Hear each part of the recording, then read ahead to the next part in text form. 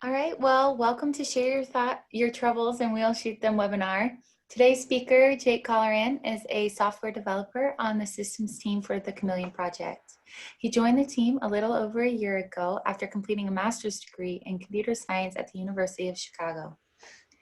We also have Paul Ruth joining us, a senior research scientist at RINC, UNC Chapel Hill. He is a researcher in the network research and infrastructure. He has been a core contributor to the Exogeny testbed and is currently a co-PI on the NSF Cloud Chameleon testbed. He earned his PhD degree in computer science from Purdue University in 2007. We will cover the latest tips and tricks on a variety of topics, large-scale deployment, making your experiments replicable, and best ways to getting the exact resources you want from the testbed. And then we'll open up the floor to your questions.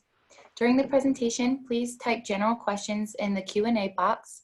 Members of the Chameleon team are on the webinar and will be answering your questions. Thank you and welcome, Jake and Paul. Hi, everyone. So I'm going to get us started with a short presentation on the tips and tricks. These are some of the more common things we come up against on Chameleon or tickets that users submit. So hopefully this will answer some of the questions that you guys came with, and we can move on to other ones later on. The first one I'm going to start with is a common problem, which is just people not having enough floating IPs. And this is largely because we only have so many floating IPs, and oftentimes users don't really use them properly and use them extraneously, and you don't actually need to use that many because oftentimes what we use on our platform, you don't need all the floating IPs because you're not necessarily hosting anything. You're really just looking for SSH access. So I'm going to talk about the concept of a bastion login. A bastion login is really just creating a host that allows you to access all your other instances. It's kind of a jump host, and just put simply, the bastion host is just whatever instance you have that you apply the floating IP to, and then all your other access instances can be accessed through the private IP. And just to show you what I'm talking about, I've actually launched a number of instances already. If you can see my screen, I've created an instance called Webinar Bastion Login, and I've applied a floating IP there. And then I have two other instances that just have private IPs. And the way you access those other two instances is there's two ways to do this. If you, for instance, as our documentation shows, you just add your key. Mine is this, then you can access your initial instance like so. Now, if you access from here and then immediately try to access any of these other two instances,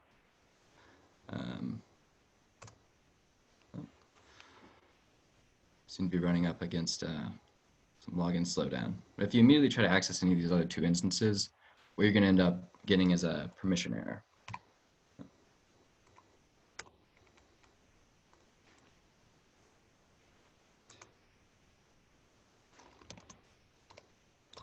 You can also always access these instances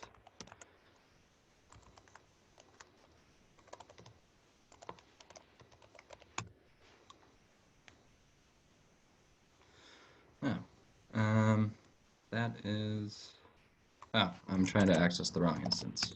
Sorry, folks. If you immediately try to SSH into any of the other instances, you're just going to get an error, and that is because your private key that I tried to use isn't applied on this instance yet.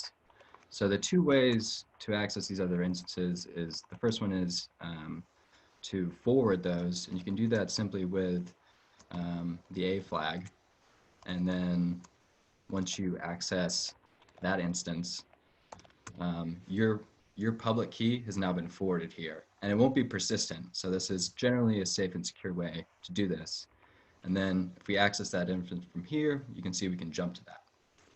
An even more secure way to do this, and the recommended way, is to use a proxy jump, and that is a J flag.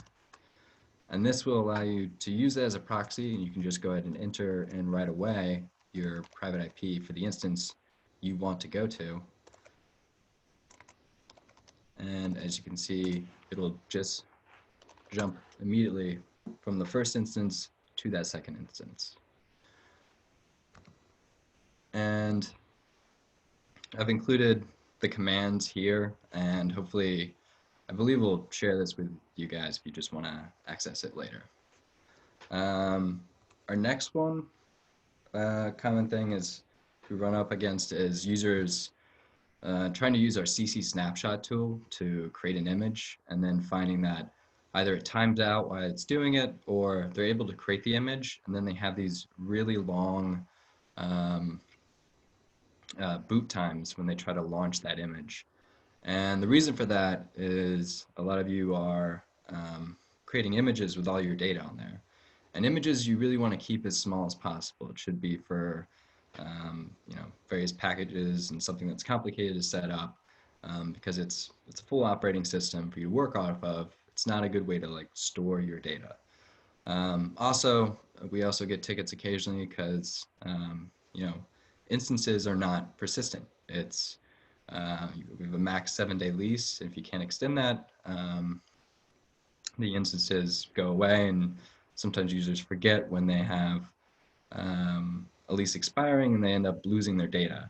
And what you want to use to make your data persistent is an object store. Probably the most common is S3. Now there are some simple kind of command lines just to, if you download your RC file and use the OpenStack CLIs that we provide to just save data to a container. It's very easy to use. On our main site, if you go to the object store, you can see you can create a container very simply. Just call this one tutorial 1.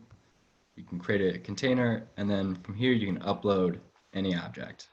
Now, at our user meeting, to make life a lot simpler for you, I presented on how to actually mount this container within any of your instances, and that way you can just read and write like any sort of network file system simply. So you can run your experiment and write your data to your container. And that way it'll be automatically excluded from when you write a snapshot. And we have this right here in your home folder. It's called My Mounting Point. And if you list it here, you can see we have all the containers that are right here on the main website. And you can also just read and write to this in any normal way. So you can see if I write a file to the tutorial 1 container, it'll then show up right here automatically. Everything is synced. You can also just read and write to this as normal.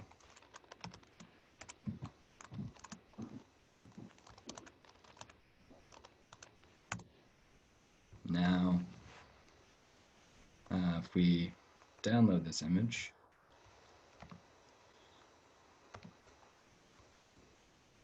object, it's already got that. So we highly encourage users to use object store because your data is persistent. It'll keep your images small. Also, we have 5 petabytes of data between our 2 sites, and it gets very little use from our users. So definitely take advantage of that because your data will be persistent. You can access it between instances or between experiments. let's see, and let's get back to the presentation. Third, I would say, beyond sort of those kind of initial ones, especially our longtime users run up against this when they're launching large-scale deployments, is that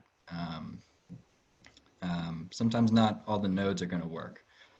Bare metal is a lot more finicky than a VM, and that's largely because with bare metal instances, the node itself is actually turned off, and there's not a lot you can learn from when a node is turned off. Whereas if something goes wrong with a hypervisor, you're going to know immediately. You can monitor that a lot easily.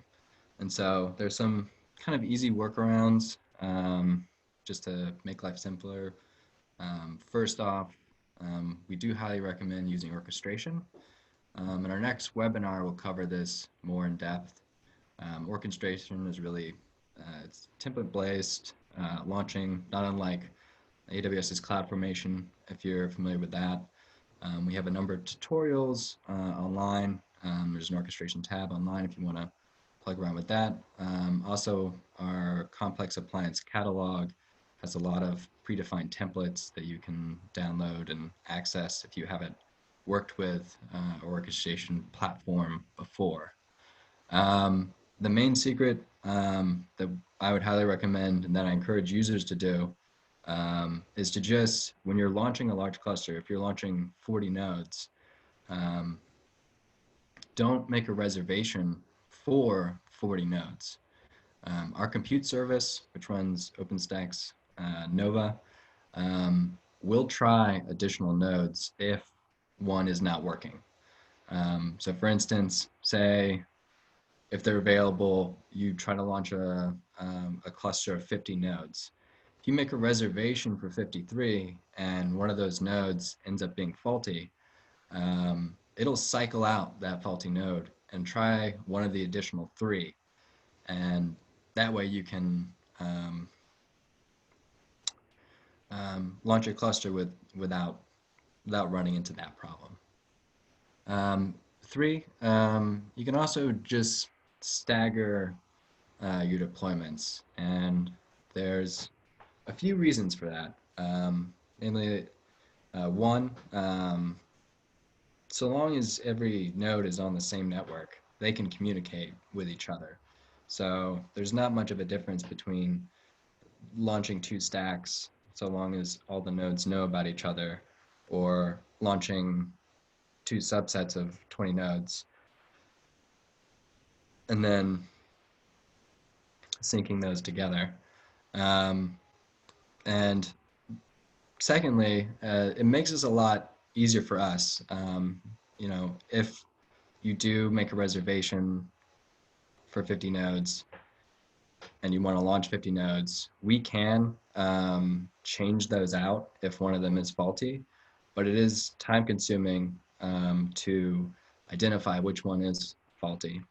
And we're not always readily available. You might have to wait a while. We do try to be quick in our responses, but we rotate ticket duty, and sometimes we have other deadlines or stuff that takes us away, calls, webinars. And so if you want something faster, I recommend the first approach, but if your only other approach is to contact us, then a staggered deployment will at least help us identify the faulty node a little bit quicker as well. Lastly, just to talk about resource selection, we have a wide variety of node types and different things that you can use on Chameleon for all types of experiments, and navigating the system to get those.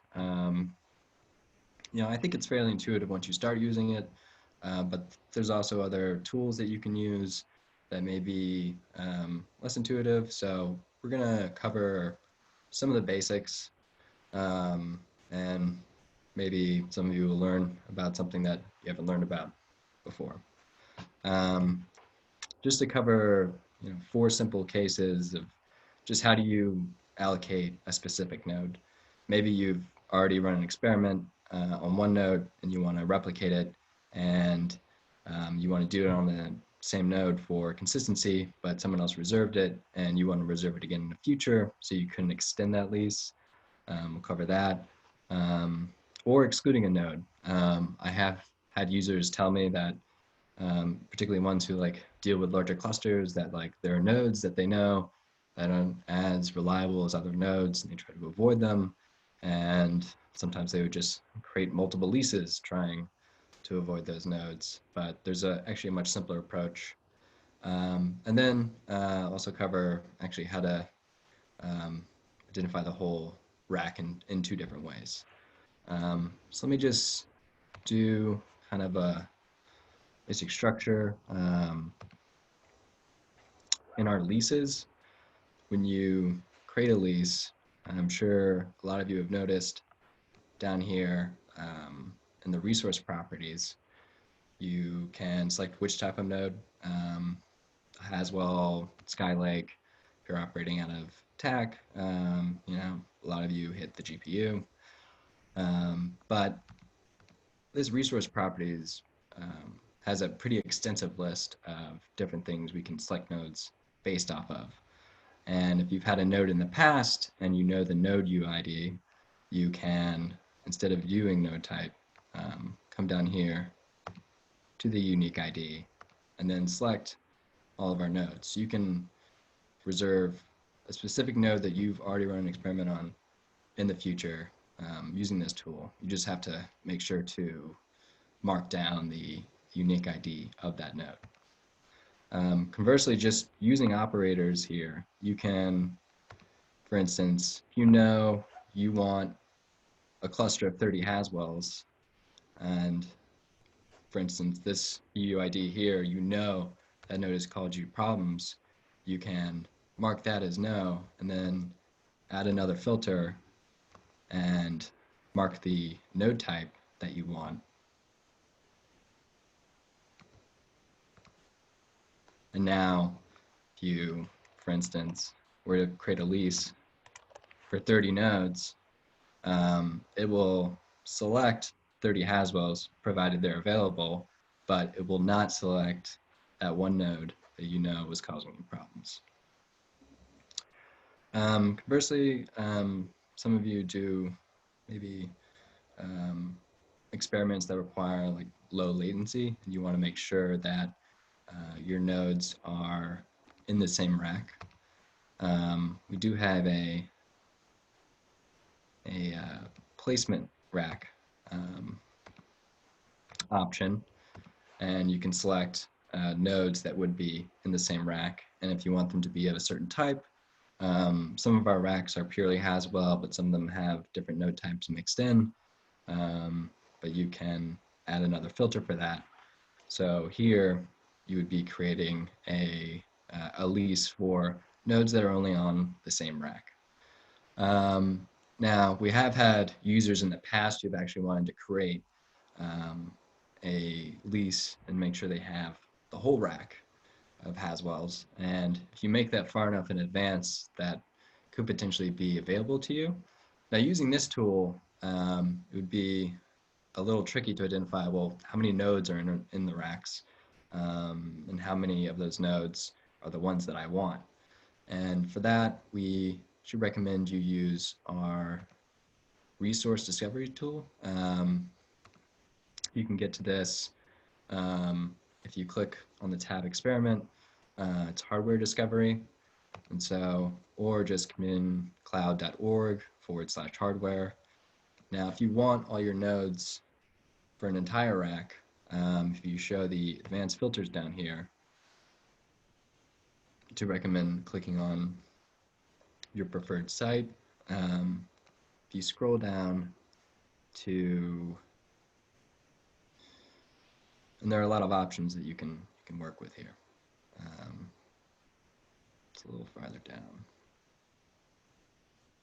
Rack. You can see that there are, in fact, in rack 2 there are 46 nodes. I believe these are all Haswells. If you mark that advanced option and then click reserve. Now what this is going to do, and let's say this rack isn't totally available until January, if you try this out.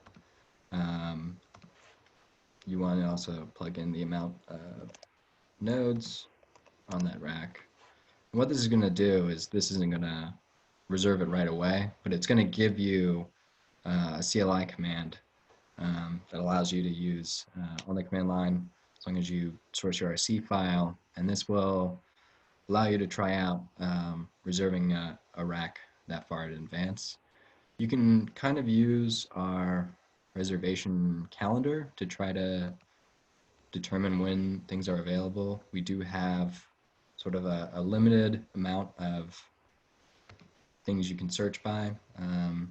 For instance, if you want Haswells, it'll show you all the Haswells, and we can't limit this more by other selections, but you might be able to see that, for instance, if you're trying to reserve in January, you're going to see that most, if not all, the nodes are available. And so that should make your life a lot easier if you do have an experiment where you are looking to reserve that many nodes. All right. All right. That kind of concludes some of the more basic things that users run up against. I believe I'm going to turn it over to Paul now. All right. So what we're gonna do for the rest of this time, and we can be here, more or less as long as needed. We don't have that many attendees, so it might not take too long. But we have a list of some questions that the team has put together, but we also want to open up the floor for questions from the attendees.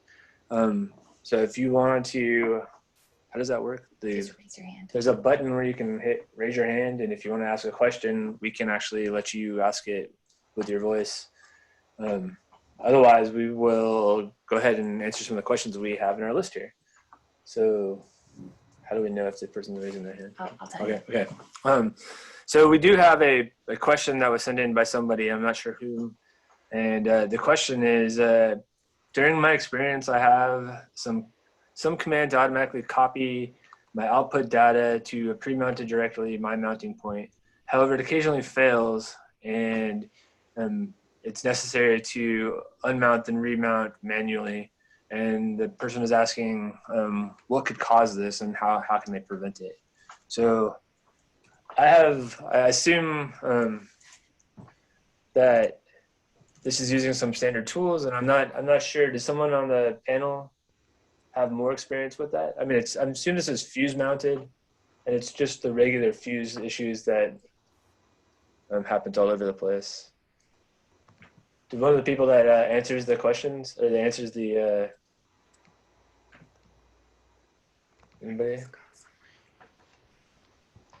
Like Francois or Alexander, you guys answered these a lot. Do you have any experience with people having problems with the automatically mounted directory? So in my experience, I've had some users who see that, who have Cloud Fuse disconnect itself, and usually I'll recommend that they use Swift instead. But in this case, because this user has kind of an automated process of files in a specific location being uploaded to the object store, I'm not sure that Swift is a good alternative. So in general, do you guys have experience with the mount point failing? I mean, it is Fuse, right? So, does anyone know? Yeah, I believe it is Fuse. Yeah, so that's Fuse in general, I think, is known for having, it's mostly performance issues, not so much reliability issues, though, I think. Maybe I'm wrong about that. I guess the only answer we have to this is yes, the best way to do this is to, like, in your script, test to make sure the mount point is there correctly, and if it's not, then unmounted and remounted, and you're already doing the right thing if that's in your script. So maybe this person's question is already answered by themselves, unless anyone disagrees. Do we still don't Just have if you it? tried to script in using the Swift client or something similar to that, if that's possible. Like Francois was saying. Yeah. So yeah. So you're saying use the OpenStack commands inside your machine to read and write to the object store directly. Yeah, that's more reliable possibly. Yeah. And you can use the API if you're familiar with using that as another way to do it as well. The client just kind of CLI way of doing it. Yeah, so I guess that is a good answer, is that to try to use the OpenStack CLI to read and write to the object store directly as opposed to using the fused mount point. And you can avoid the common fuse errors that happen whenever you use it. Still no questions from that. Okay.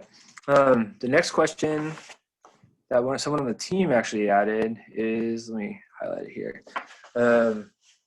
Sometimes the users have problems SSHing to machines that appear to have been booted properly and claim to be active. Is there a way, like, why does this happen? And is there a way to avoid this in the future? I think Jason added this question. Am I wrong? And he's not here? No, he did. I mean, I can take this on. The most common reason is that while the instance, the node it says active when the node has booted on, but your instance hasn't actually,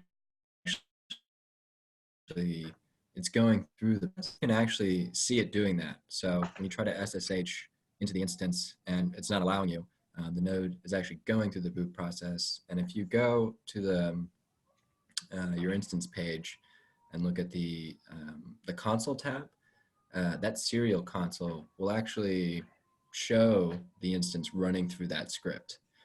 So you can't SSH into the instance yet, but you can actually access it through the serial console, though you still can't do anything because it is going through the boot process. Can you, Jake, since you already have some machines up right now, can you share your screen or share the interface and then show where that is? Right. That should be pretty straightforward, right? Yeah. So let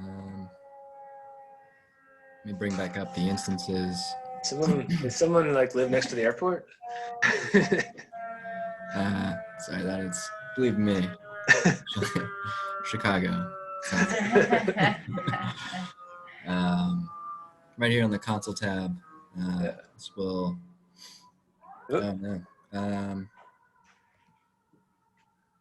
I think it's only available for the most common.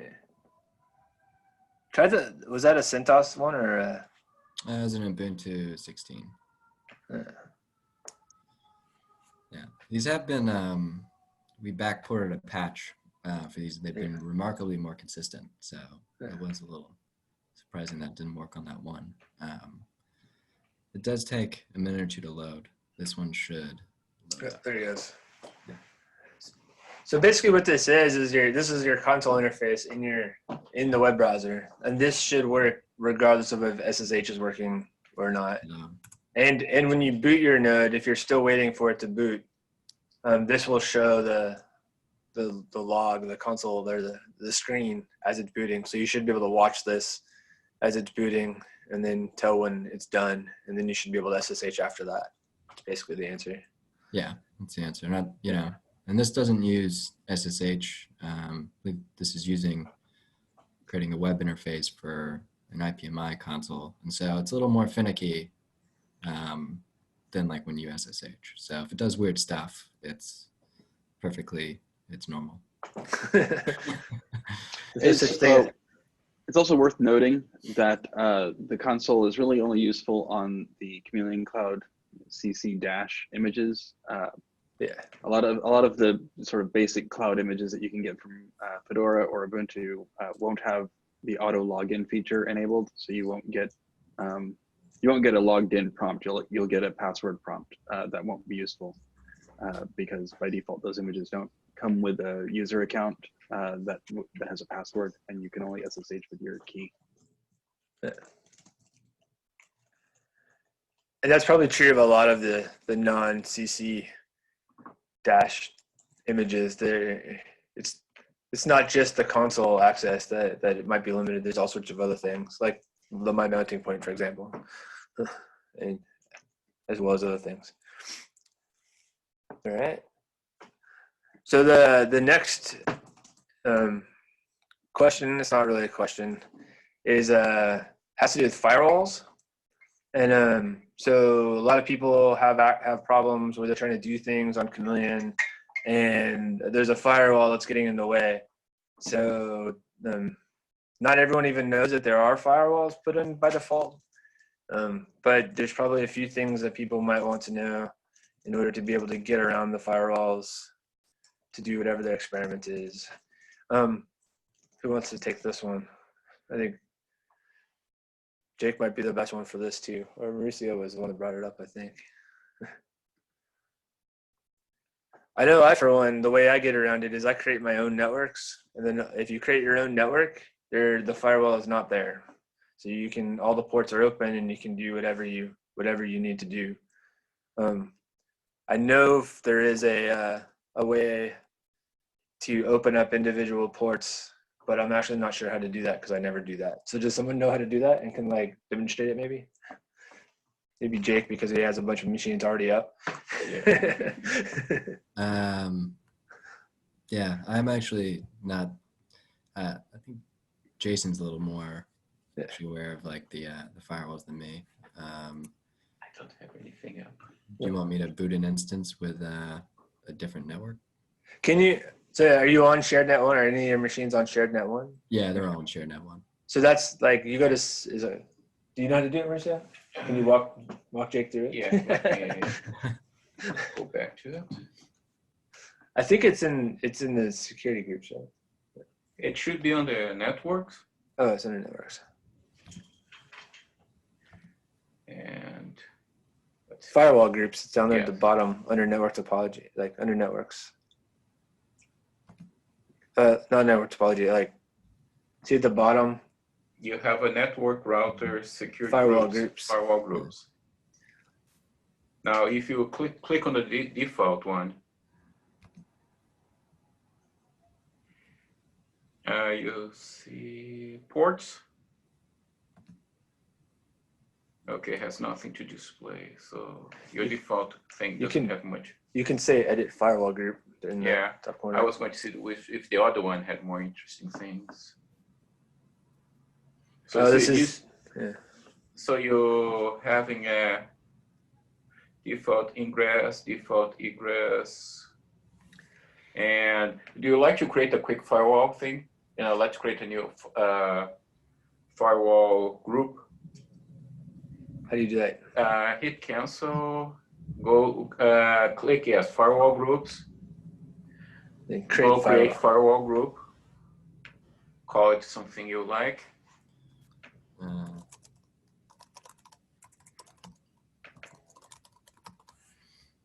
And then now let's see. I'm trying to click on the thing, but Yeah, you must have to create an ingress policy and an egress policy somewhere. yes, also the There's firewall policies. Oh, there, add policy. yeah. That's what you want. And then once you add a policy, you create the policy, and then you create the.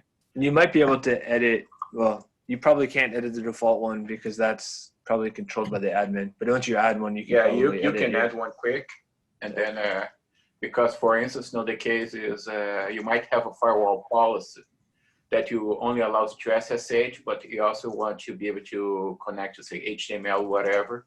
So you can have that. And for when you create your instance, or not your instance, your lease, you can decide I'm either going to use the default one and mine, or just mine. Feels like I'm going too fast. Yeah. Yeah, you can see the Chameleon default. What does it say? And then it's Quite extensive. Can you edit it? What happens? You probably don't want to edit it. You see the ingress one, you just say allows everything. Oh, no, deny all. Okay, that's good. The default egress allow all. And Chameleon default ingress, you see it allows ping, SSH, HTTP. This would be a good blog post or something. Yeah. I think Jason's the right person to know about this, and he's not on the call, so I don't know that we know how to do this. Well, I can do it, but would have to spool up my thing. Oh, So Mauricio knows how to do it, but he'd have to turn the machine on. yeah. Okay, someone put the links. Am I putting it? Where is that? How do I? Hit chat. Chameleon Swift documentation. That's the Swift documentation. That's not the Okay. Firewall stuff. But Do you want to bring one up and do it? I can. Or we can go to the next question? Go to next question and we'll build something quick. All right, so the next question is sort of related a little bit, but can you apply an SSH key after you create an instance? So the question is, how would you get a new SSH key into your instance? The things like, let's say you went to the web interface and you create your instance, you're all happy, and you decide, oh, how I'm going to connect to it? Do you have to restart the instance, or can you apply the SSH key after the instance is Like if you up? put the wrong SSH key in the first place? Or even none at all? So can you solve that problem? How do you solve the problem? I don't know. The only way I've done just reboot, create the instance. So that was the question. So I think the answer is you have to at least get a key in the first place. So you would have to bring your instance down and then reboot it. Unless somebody knows a trick that I don't know. Then nobody knows that trick. You can maybe do it using the console. Yeah, Oh, yeah. You could, yeah. Log in with the console, and then you'd have to Netcat it. yeah, basically cut and paste a key into the file. That would actually work. That's a pretty good answer. Hopefully people understand what we mean by that. Is that you can then use the console that we showed you earlier, edit the file that has your authorized keys in it, and just drop the new public key in there. And that should work. That's a very good answer. I probably would have just killed the node and started it again and wasted a bunch of time. That's a good answer. Okay. And the last question we have here on this list is, what should you provide in a ticket besides it's broken? Wait, besides it is broken, it's an instance, or project, or what is broken? What's the instance name that's broken, and what project is it in? So like, when you guys get a question on a ticket question, and you don't have enough information, what are some of the common things that people forgot to put in the ticket? That's a really good question. That's actually a common problem that we try to troubleshoot an issue and there isn't sufficient information to figure out exactly where the problem is. I would say if there's a problem with a specific instance, it's good to have instance information if you have it, so instance name or UID. The UID is always best. Also the lease information. If you can send us the lease ID, that can help us figure out any nodes that are affected. If you have the nodes as well, that's good. Like if you have a launched instance and it tells you what node it's on, send that as well. But if we have the lease, then we can use that to figure that out as well. So I would say lease and instance information, and if you have it, host information. Yep, that seems good. Unless the person that's on here has a question, I think that's all the questions we have in our list here. Does anyone else on the panel think of anything while we're talking that they would like to share? By the way, his interface looks completely different than mine. So that's how I see the rules. I don't know. All right. So unless anyone else has any more questions, that's probably all we have today. All right, well, thank you, Jake, Paul, and the team for presenting and answering questions today. We appreciate your time and that of our attendees. Please make sure to join us on December 10th for our webinar, Make the Best Use of Your Allocations, Orchestrate Your Experiments. If you know anyone interested in learning more about Chameleon, invite them to join our next Introduction to Chameleon webinar on January 14th. Thank you all and have a wonderful rest of the day. Thank you.